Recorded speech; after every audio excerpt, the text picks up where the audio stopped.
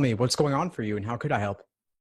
So getting right to it, been doing well on games, taking the flex for the very first time come June. This really kind of last ditch effort to apply for the fall.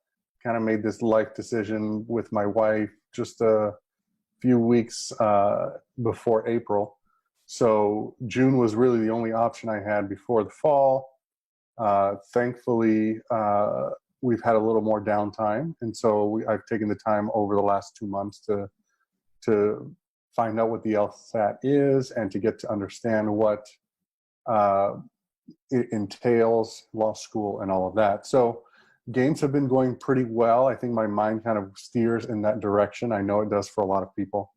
But logical reasoning and reading comprehension seem to be areas where I'm a little more at fault. Usually about 9 to 11 questions in each section incorrect. And I'm trying to figure out what is that step that I'm missing for these things to click. I understand the idea that we're supposed to find the main conclusion of the argument and find the support, find out where a lot of that connects or doesn't connect, etc.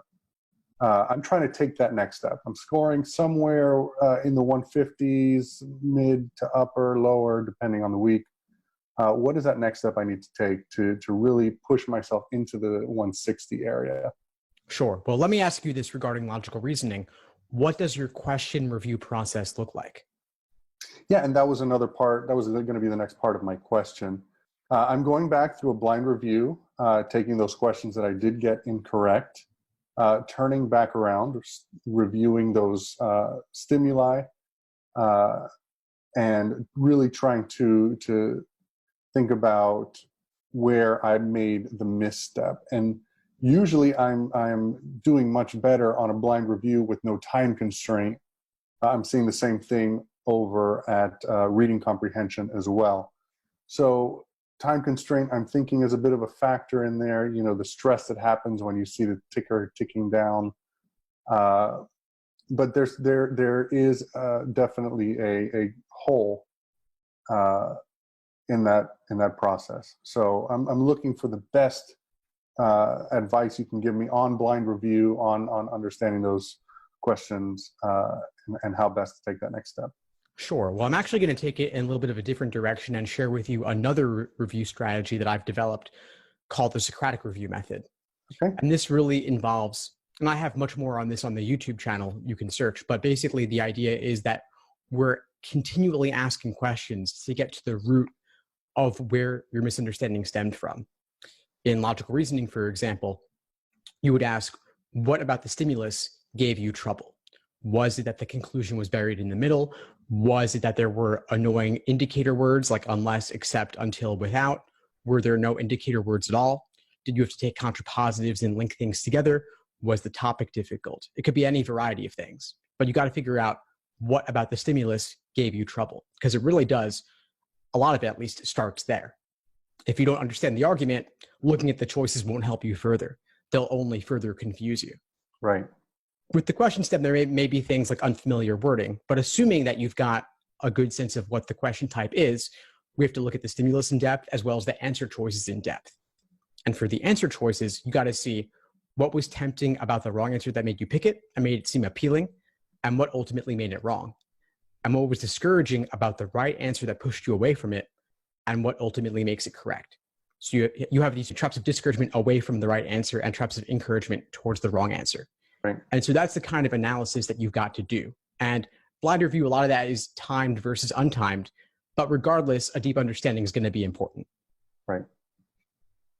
I appreciate that. I'm making some quick notes here, so I make the most of our time. So let's say I'm going through my blind review through reading comprehension. I seem to be doing very well, and this is especially the case in my practice testing and in my review. I do very well in all sections, especially in the first passages or the first game. I'm sure that they're front loading probably the easier portions of those sections. How do I, through that time, as I get into the second and third and fourth games, passages, and quarters of that LR section, number one, endurance. How do I keep my focus throughout that time? And number two, should I change the order in which I approach the test, maybe front loading the harder questions? What's your strategy there? Sure. So endurance, it's like a muscle. You get stronger by doing it more. So I would be doing lots of timed sections, lots of timed exams. Endurance as a whole is actually less important for flex because you're only doing 3 sections, not 5. But simulate test day, get as many 3-section exams under your belt as possible for the flex so that it'll be just another run through on test day. Right. So that's the only way I can think of to build is by doing it.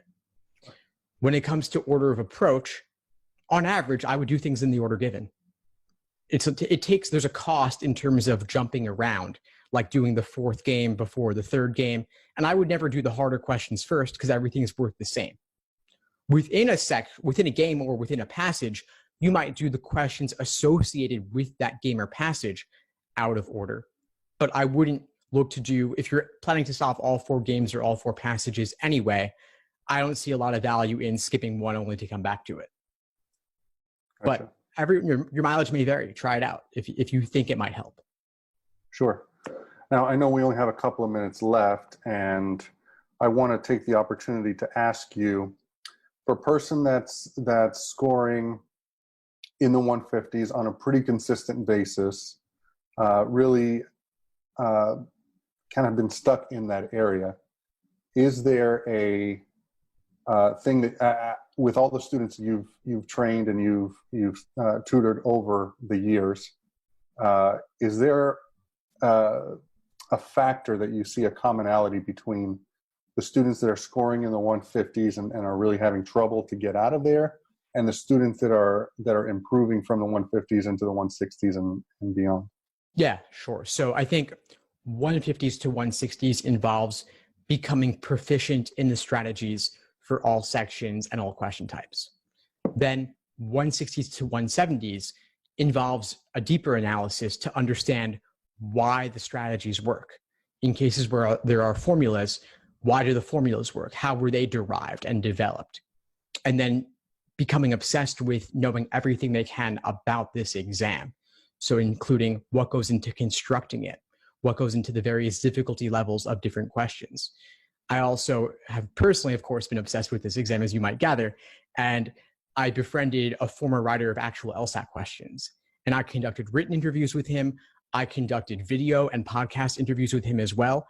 And I'd recommend checking those out because there's nothing like getting it straight from the horse's mouth and seeing his perspective, even just the way he talks like an LSAT question. There's something about that precision, that detail, that depth. And so I'd recommend looking at those. I've done a few videos with him and a series of written interviews with him as well. And we go into what is involved in making this exam and creating it. And so just developing an interest in psychometrics in general, the science of standardized exams, is really interesting. And the more you can learn about this exam, the better you'll do. Beautiful. Steve, I don't want to take too much of your time, and I don't know any more specific questions that I prepared. We moved pretty quickly through them. Is there any advice you would offer kind of beyond that area? Well, since we were talking about question review, I'm going to send you a link to that video about question review, the Socratic review method, so that you can get more of the details related to it and some other ideas around reviewing in general. Because I think that, especially in the final weeks, there's not as much foundational work to do as there is in-depth review and timed exams. And the stuff on understanding the exam on a deeper level, you can look at that and obviously consume it in a day if you want to. But the more time that you have to let it sink in, the more of an impact it'll have. And so I would definitely look at it today and keep it in mind over the next couple of weeks. And then if you end up retaking it beyond June, you might have more time to do that sort of analysis and research that I talked about. Beautiful. Well, I look forward to that. Thanks for tuning into the show. Please subscribe if you haven't done so already to be notified of new episodes as I release them. And feel free to reach out if you need anything at all as you move forward with your prep. I'm happy to help however I can. In the meantime, I'll wish you all the best and take care.